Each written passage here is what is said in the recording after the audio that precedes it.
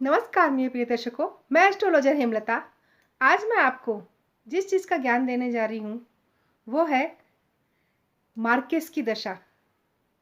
अगर किसी की जन्म कुंडली दिखाने के लिए कोई भी जातक आए और उसकी कुंडली में बड़े बड़े योग दिख रहे हैं और फिर भी उसको परेशानी हो रही है, और एक ऐसा जातक जिसकी जन्म कुंडली में साधारण योग है, इतनी कुछ ज़्यादा योग बने हुए नहीं है, फिर भी वह उन्नति के मार्ग पे अग्रसर है, तो इसका कारण क्या होता है?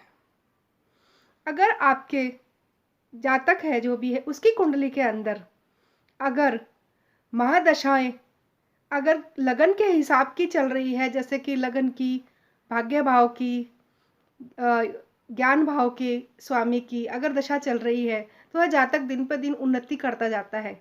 वहीं अगर विपरीत पार्टी, जैसे दो पार्टियां हैं, एक देवगण की पार्टी है, एक है शनि, शुक्र, बुध, राहु, केतु, ये विपरीत पार्टियां हैं।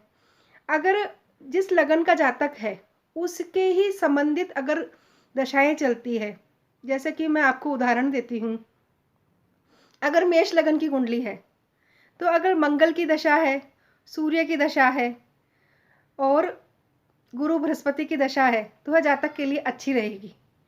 वहीं अगर इसके विपरीत अपन देखें तो जातक के लिए मारक भाव की, अगर मार्केस की दशा देखेंगे तो मार्केस की दशा में शुक्र की दशा हो जाएगी, और शुक्र की दशा मार्केस बन जाएगी, क्योंकि सेकंड भाव का स्वामी और सप्तम भाव का स्वामी भी शुक्र बनेगा, तो डबल मार्क बन गया।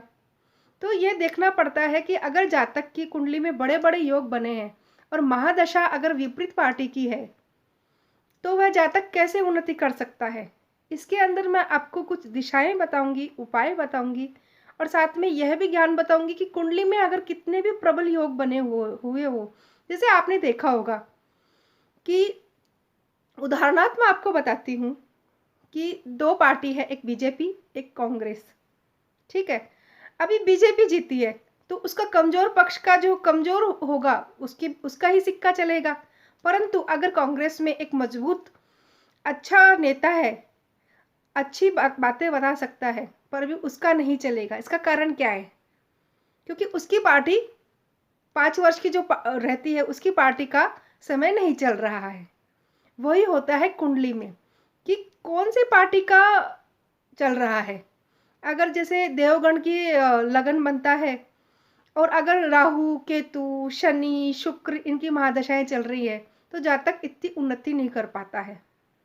पर अगर जातक कुछ प्रयास करे और कुछ बल लगाए, और तो वह जातक उन्नति प्राप्त कर सकता है।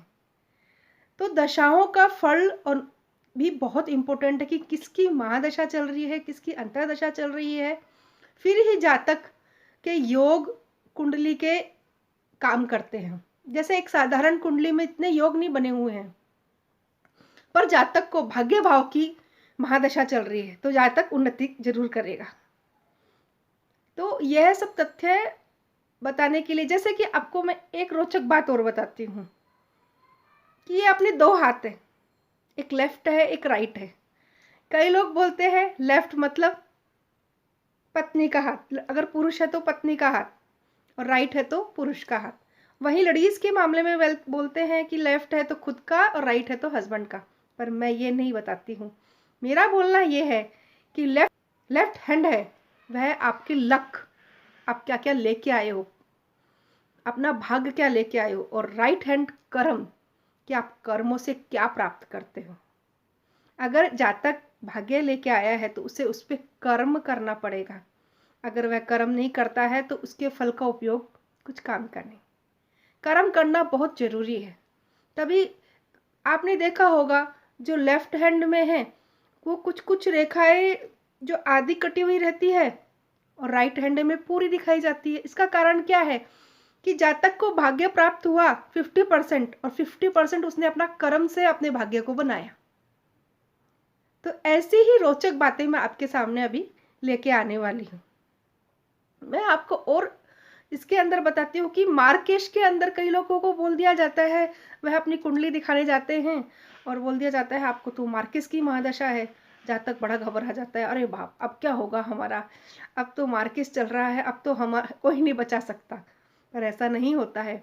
मार्केस के अंदर भी मारक जो तत्व है, मारकता जो प्राप्त अधिकता है वो किस ग्रह में है ये देखना पड़ता है। अगर सौम्य ग्रह है, जैसे शुक्र है, गुरु है, बुध है, इनमें कित मारकता कम होती है, वह थोड़ी परेशानी देते हैं, समस्या देते हैं। अगर सूर्य मारक बनते हैं तो क्या देते हैं, सूर्य हड्डियों में दर्द होगा, पाचन शक्ति कमजोर हो जाएगी, ये इस तरह की समस्याएं सूर्य देते हैं। अगर आप चंद्रमा से देखो तो चंद्रमा से संबंधित कफ संबंधी प्रॉब्लम होगा, पर वह ग्रह जान नहीं लेते किसी की।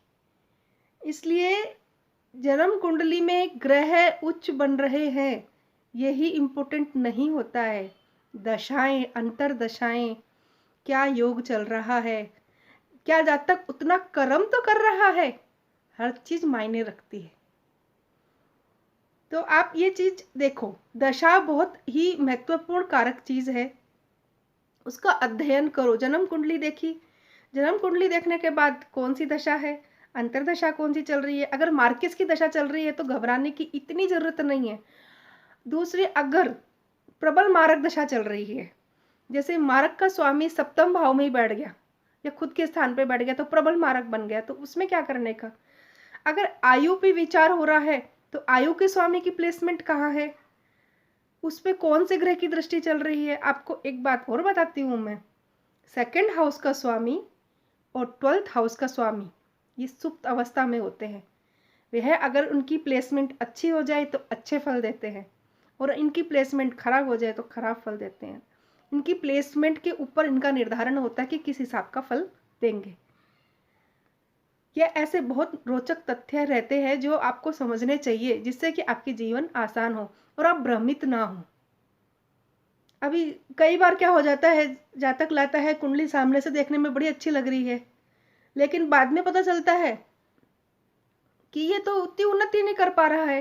वो खुद बोलता है मेरी कुंडली इतनी अच्छी है, फिर भी मैं क्यों नहीं उन्नति प्राप्त कर रहा हूँ। ये देखो इसकी साधारण कुंडली है, इसमें दशा, अंतरदशा।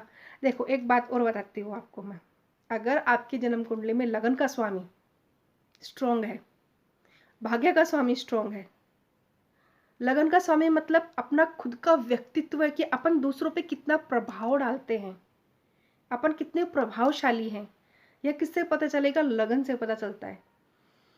अभी आप एक विश्वास नहीं करोगे, इंसान को सबसे ज्यादा सक्सेस जो दिलाता है वह कौन है, तो ज्ञान।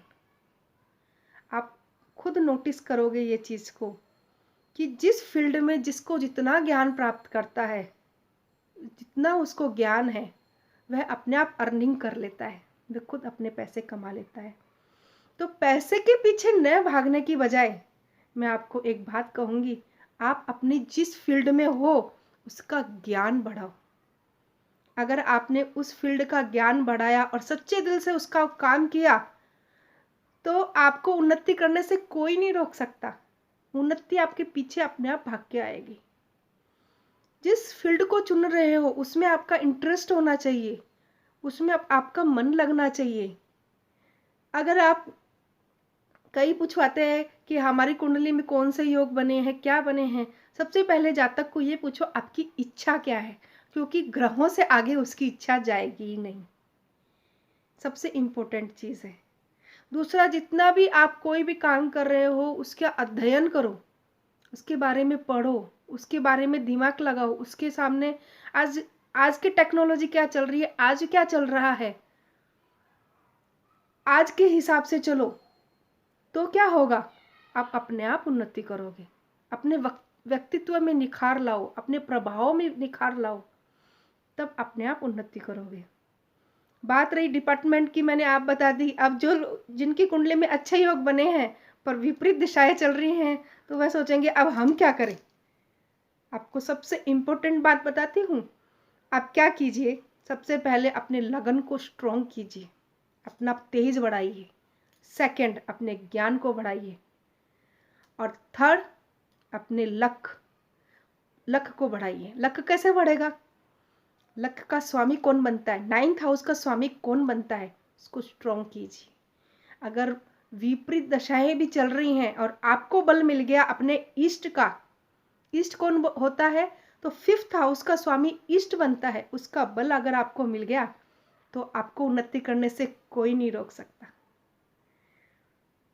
इसलिए आप अपनी जन्म कुंडली का अगर अध्ययन करवा रहे हैं और आधी बात समझते हैं आधी नहीं समझते हैं, तो सबसे पहले ये समझिए कि हर परिस्थिति में अपने को इस प्रकृति के अंदर, आपको विश्वास नहीं होगा पर इस प्रकृति के अंदर अपनी जीवन एक पजल के जैसा है, जिसके अंदर हम अपना खुद उसको ढूंढ सकते हैं कि इसके पजल के अंदर अपने को कौन सी चीज को फिट करना है।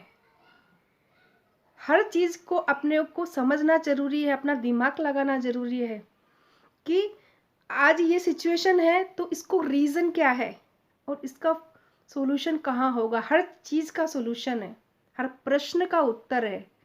इसलिए आप ये देखिए कि आपकी दशा कौन सी चल रही है, आपको कौन सा ग्रह स्ट्रॉन्ग करना है, अगर मारक भाव भी चल रहा है तो उसको कैसे शांत करना है, उसके दुष्परिणाम जो होंगे उससे आपको कैसे डील करना है। अगर आपको ये आ गया ना तो फिर आपको कोई भी पिछड़ा नहीं सकता, आप उन्नति के रास्ते पे आगे बढ़ते ही जाइए। बस आज के लिए इतना ही। अगर आपको मेरा वीडियो पसंद आया हो तो प्लीज़ लाइक, शेयर और सब्सक्राइब कीजिए। धन्यवाद।